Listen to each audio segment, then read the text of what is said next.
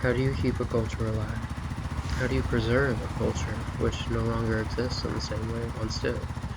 How do you keep a subculture going? How do you preserve a lesbian motorcycle culture? How do you keep alive this culture? How do you keep alive a culture with no descendants? How do you keep alive a culture which you question your own connection to?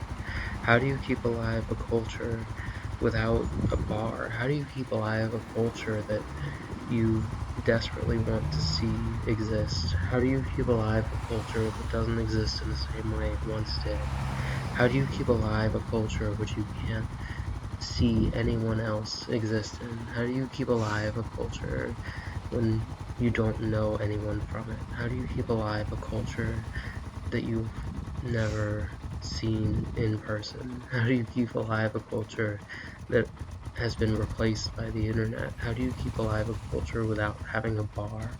How do you keep alive a culture without having the spaces that exist within it? How do you keep alive a lesbian motorcycle culture? How do you keep alive a lesbian motorcycle culture?